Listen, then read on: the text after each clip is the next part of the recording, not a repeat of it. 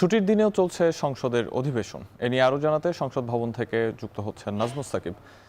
সাকিব, বিকেলের এই অধিবেশনে 15টি বিল পাস হবার কথা রয়েছে। এ বিষয়ে সবশেষ কি তথ্য রয়েছে আপনার কাছে, জানাবেন বিস্তারিত।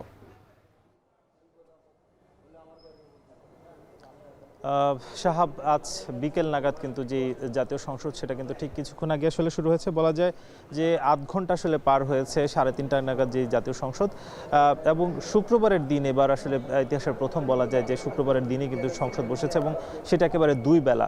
মূলত যেহেতু সাংবিধানিক বাধ্যবাধকতা রয়েছে, যার ফলে এবং যেহেতু অন্তর্বর্তী সরকার 133টা অধ্যাদেশ রেখে গিয়েছিল, ফলে সেটা আসলে 30 দিনের মধ্যেই পাশ করতে হবে। সেই বাধ্যবাধকতা থেকেই কিন্তু আজকের মধ্যে অর্থাৎ শুক্রবারের মধ্যে কিন্তু সেগুলো পাশ করার বিধান আসলে রয়েছে। ফলে বিকেলের ভাগে আমরা দেখেছি যে সকালের ভাগে বেশ কিছু আসলে আইন পাশ হয়েছে এবং বিকেল নাগাদ অন্তত 15টি আইন কিন্তু পাশ হওয়ার সম্ভাবনা রয়েছে। এর মধ্যে যেহেতু 133টি অধ্যাদেশ রয়েছে, এর মধ্যে সকাল নাগাদ কিন্তু 101টি যে অধ্যাদেশ সেগুলোর ব্যাপারে আসলে সুরা হয়েছে, যার মধ্যে অধিকাংশ আইন আকারে পাশ হয়েছে এবং তার বাইরে এখনো পর্যন্ত বলা যায় যে 105 থেকে 7টি অধ্যাদেশ যেগুলোর কিন্তু আইন আকারে আসে। এবং আজকে যেহেতু 15টি অধ্যাদেশ আইন আকারে আসছে বিকেল নাগাদ, তার মধ্যে অন্যতম রয়েছে উপাত্ত সুরক্ষা আইন এবং সাইবার সুরক্ষা আইনের ব্যাপারে আসলে সিদ্ধান্ত ইতিমধ্যে হয়েছে এবং এই আইন দুটি পাশ হয়েছে।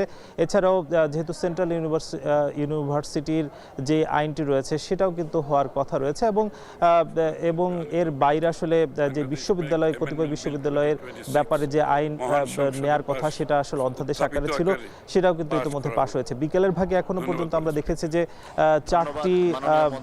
চারটি অধ্যাদেশের ব্যাপারে সেগুলো কিন্তু বিল আকারে পাশ হয়েছে। বলা যায় যে এখনো পর্যন্ত যে অধ্যাদেশগুলো আসলে পাশ হয়েছে তার মধ্যে অধিকাংশ অধ্যাদেশের ব্যাপারে কিন্তু মোটামুটি আলোচনা হয়েছে, যদিও আমরা দেখেছি যে বিরোধী দল কিছু অধ্যাদেশের ব্যাপারে তারা আপত্তি করেছে এবং সেই সবের ব্যাপারে যদিও তারা চাচ্ছে যে কিছুটা আলোচনা করতে, তবে সরকারের পক্ষ থেকে আসলে বলা হচ্ছে যে সেই সময়টা আসলে নেই, আলোচনা হলে সেটা আসলে পরে হতে পারে। এই ছিল জাতীয় সংসদ থেকে সবশেষ। সাহাব, শুক্রবার ছুটির দিনেও চলছে ত্রয়োদশ জাতীয় সংসদ অধিবেশনের প্রথম অধিবেশন এবং এ বিষয়ে বিস্তারিত জানাতে আমাদের সঙ্গে যুক্ত ছিলেন নাজমুস সাকিব।